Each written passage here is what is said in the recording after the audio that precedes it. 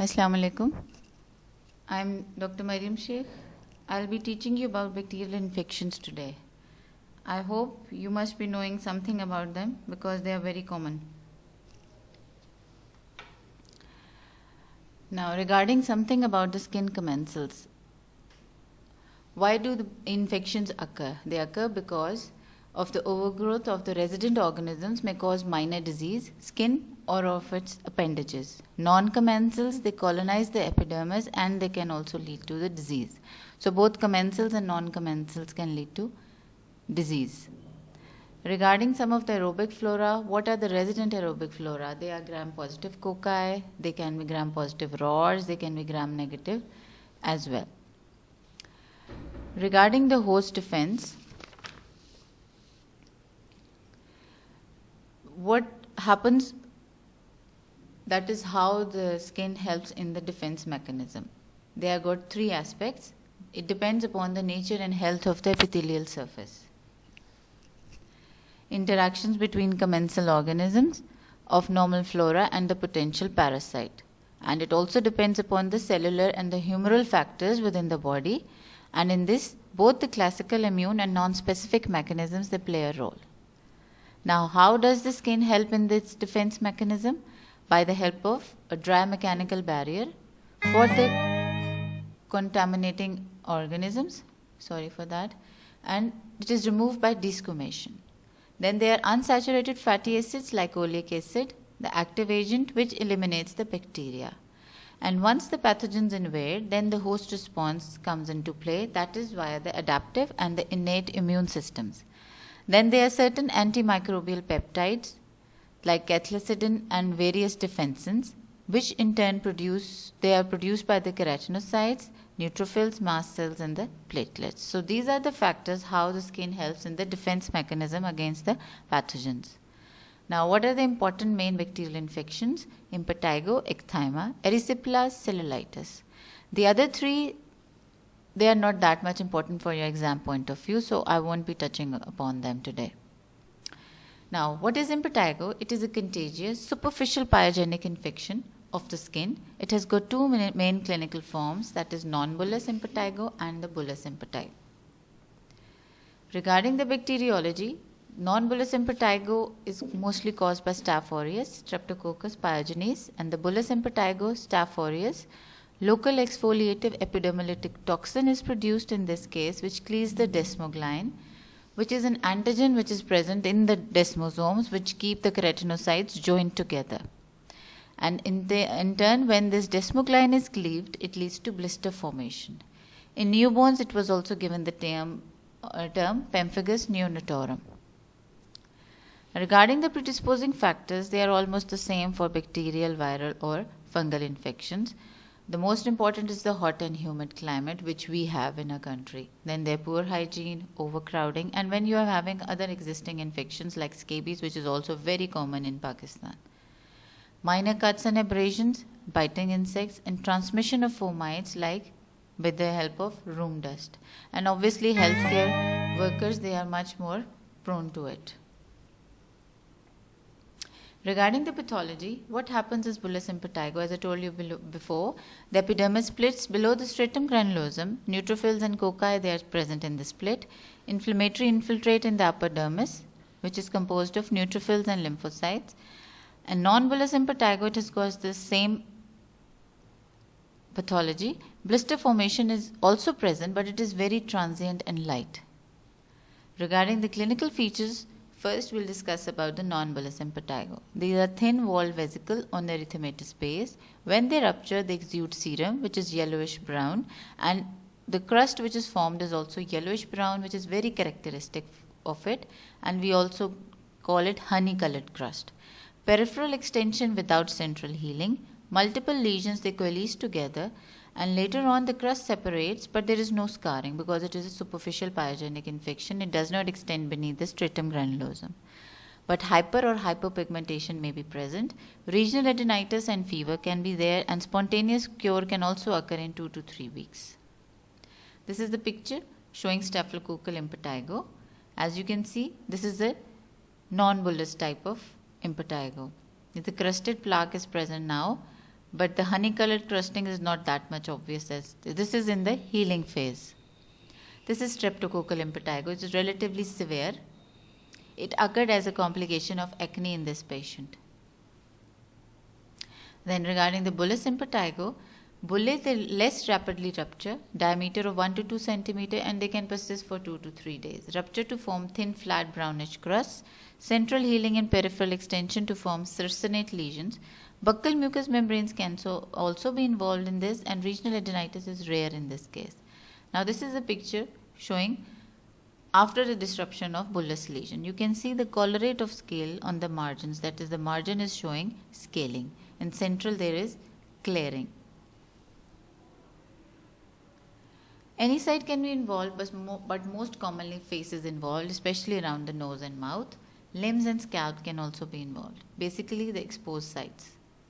Complications, they can be cellulitis, especially if the causative agent is streptococcus, then post-streptococcal acute glomerulonephritis, which can even lead to chronic renal failure, urticaria, scarlet fever, and erythema multiforme.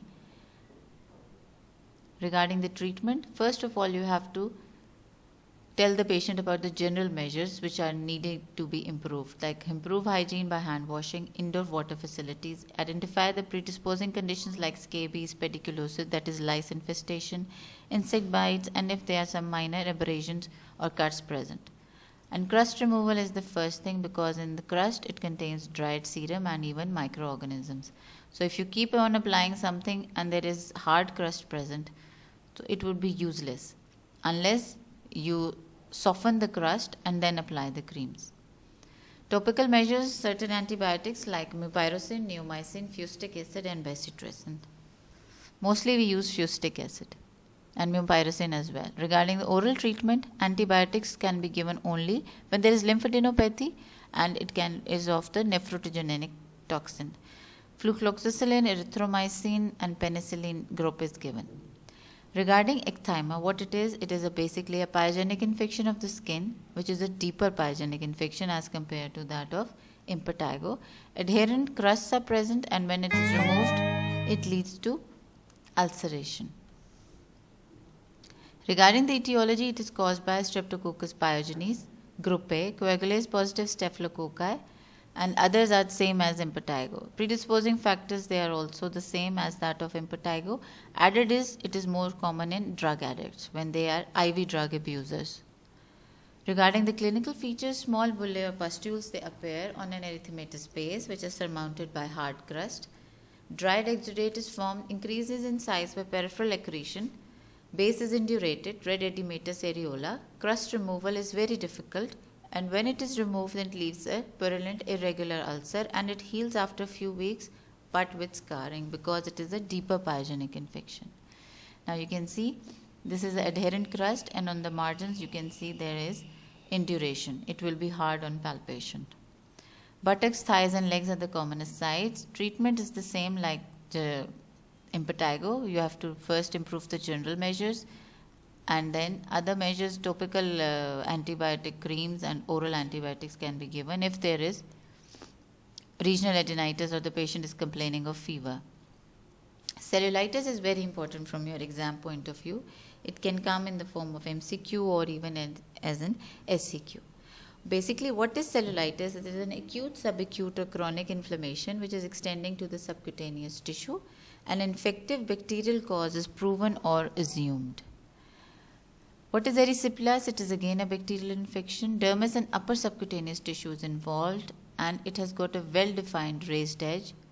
It is relatively superficial dermal involvement. Cellulitis can extend superficially and erysipelas deeply. Two processes, they coexist. Erysipelas is, some people also say that it is a form of cellulitis, or it is a less severe form of cellulitis.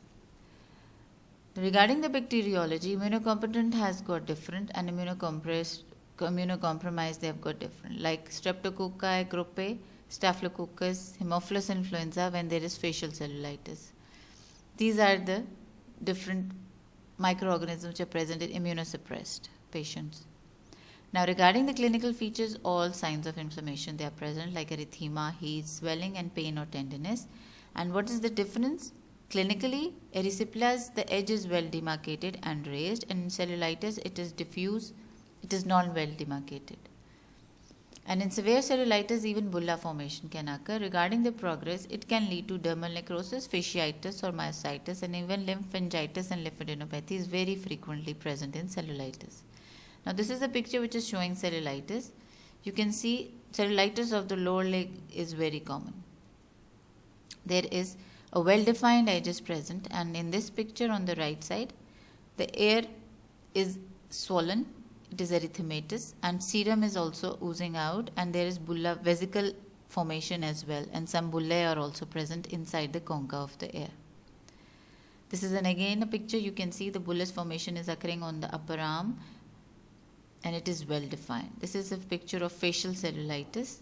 Again, vesicular bullous eruption is appearing on the cheek. Regarding erysipelas, as I told you before, edge is well demarcated and raised as compared to cellulitis. Blistering is common, superficial hemorrhage into blisters or in intact skin, especially in the elderly people. It starts abruptly and systemic symptoms, they are very acute and severe, but the good thing is that its response to treatment is very rapid. Leg is the commonest side. Some wounds can also have this as a complication. Some superficial wounds can lead to ulcer formation, inflammatory lesion including interdigital fungal or bacterial infections. They are very important to be seen in patients who are having cellulitis of the lower leg. You have to check for the athlete's foot, that is the tinea pedis or fungal infection of the interdigital areas, especially in cases of recurrent cellulitis of the lower leg. Face, classical streptococcal erysipelas, bilateral infection, it occurs in that case. Now, regarding the complications, it can lead to fasciitis, myositis, subcutaneous abscesses, septicemia, and in streptococcal cases, it can lead to nephritis. And infections in infants, they can be very fatal. Like periorbital and orbital cellulitis, it is also fatal because it can lead to cavernous sinus thrombosis. Then severe myocardial depression can occur, especially with the streptococcal cellulitis. Now, this is a picture of showing the complication of cellulitis, that is early dermal necrosis, and there is Esca formation also present on the other picture. Regarding the recurrent infection, in case of recurrent streptococcal cellulitis or erysipelas, lymphatic damage occurs, infection and further lymphatic impairment can lead to lymphedema. Venous insufficiency, it also predisposes to recurrent erysipelas of the leg. Regarding the diagnosis, you have to get some specimens for bacteriological examination. You can either get from the aspiration of the vesical fluid or from the eroded or ulcerated surfaces. You can get the saline washes from there. Then you can go ahead for blood cultures.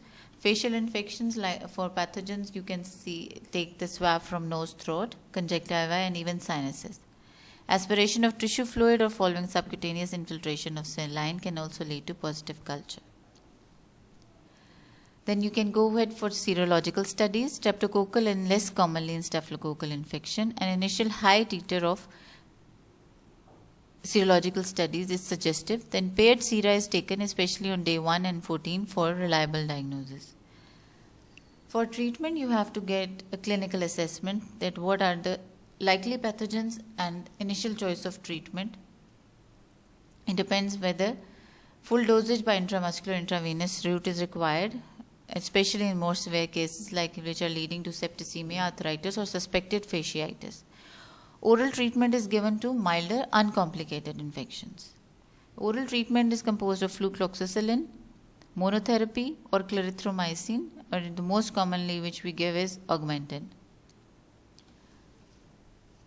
Then intravenous treatment, combine flucloxacillin plus benzyl penicillin. Penicillin allergy, if there is present, then you give clarithromycin 500 mg twice daily or clindamycin 600 mg 8 hourly. In cases of streptococcal infections, penicillin is the treatment of choice. In this case, you give benzyl penicillin 600 to 1200 mg 6 hourly in more severe cases. Intravenous treatment, roxithromycin can be given. Anticoagulant therapy is also important, especially in cellulitis or erysipelas of the lower leg.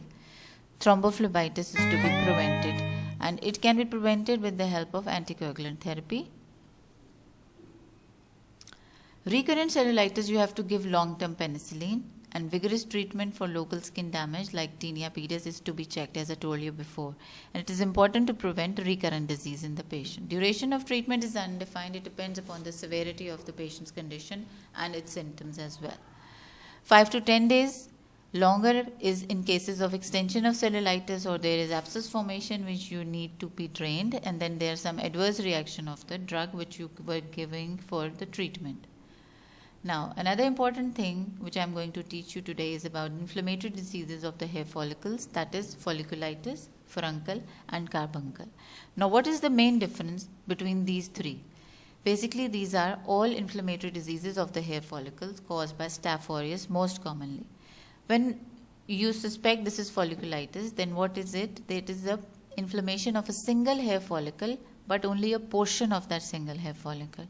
And then regarding the furuncle, what it is the infection of the single hair follicle from the base to the top. That is, the whole depth of the single hair follicle is involved. So there will be a single opening present. Then what is a carbuncle? When the contiguous group of hair follicles are involved, then it is called carbuncle. It is most common in diabetics, and there are multiple draining orifices present. So this is the most important difference in these three. These are the different stages of a hair follicle. The first picture is showing the normal. The second picture is showing the infection has started. As you can see, the yellowish pus which is present inside. And finally, in the third part, the orifice will open and the pus will discharge out. Then it will lead to healing. Superficial folliculitis is subacute or chronic folliculitis. Inflammatory changes, ostium, or it extends slightly below it and heals without scar formation. Physical or chemical injury can be the most commonest cause. Occupational, like those people who are working in certain factories which deal with tar. Therapeutic, mineral oil, we are very fond of applying oil on our scalp or for massaging. Adhesive tapes and dressing, like after surgery. Epilation, when you go ahead for threading or waxing, then you can have these folliculitis. It is the most very common. Follicular impetigo of Burkhardt, that is the name given. When there is infection of the follicular ostium with Staph aureus, use of topical steroids is an important cause of this. Site, scalp or scalp margins, limbs, clinical features, what it looks like. It is a domed yellow pustule. Narrow red areola is present on the top. Pustule occur in crops and they heal spontaneously in a period of 7 to 10 days. Now this is a picture showing folliculitis. There is crusting present now. It is in the healing phase. Regarding the treatment, external, chemical or physical, remove the irritant. Mild staphylococcal folliculitis is mostly self-limiting. Cleansing or topical antiseptics. In severe cases, you have to give antibiotics, topical or systemic. Now, what is a furuncle? Acute, usually necrotic infection of a hair follicle with Staph aureus. It is common in atopic subjects, chronic carriers of Staph aureus, when there mechanical friction where belts and collars, malnutrition, diabetes mellitus, and also in HIV. Now, what are the clinical features? Small and follicular inflammatory nodule, it appears. Pustular and necrotic, it turns out to be later on. Healing when there is discharge of the necrotic core. Violaceous macule, permanent scar can be present. Pain and tenderness, especially in the areas of nose and external air. Mild fever and constitutional symptoms can be present. It also occurs in crops like that of folliculitis. This is a picture of showing a furuncle on the forehead. Initially, erythematous nodule appears and then there is a point from which the pus will ooze out. These are other pictures of furunculosis. The pus is about to come out, and on the other side, you can see the scaling is present on the margin. So the pus has come out and it is in the healing phase now. Commonest sites are the face and neck, arms, wrist and fingers, buttocks and anogenital region, upper lip and cheek. This site is very important because it can lead to cavernous sinus thrombosis. Treatment: oral, flucloxacillin or other penicillin-resistant antibiotics, topical antibacterial agents, occlusive dressings, they are to be avoided. Recurrent furunculosis can occur in diabetes, and in carriers you have to give rifampicin or intravenous immunoglobulins. What is carbuncle? Basically, it is a deep infection of a group of contiguous follicles by Staph aureus. Intense inflammatory changes in the surrounding underlying connective tissues and the subcutaneous fat as well. Predisposing factors most common is in diabetics, malnutrition, cardiac failure, drug addicts, severe generalized dermatosis like exfoliative dermatitis or pemphigus, and when the patient is on prolonged steroid therapy. Now regarding the clinical feature, basically what is carbuncle? It is a Latin word, small fiery coal is its meaning. Painful hard run, red lump appears, smooth, dome-shaped and acutely tender, increases in size in a period of few days, a diameter of 3 to 10 centimeters or more. Suppuration reaches in 5 to 7 days and then pus discharges from multiple follicular orifices. Necrosis of the intervening skin can be present and yellowish sloughs surmounting a crateriform nodule. Constitutional symptoms may be present. They are mostly present like fever and lethargy.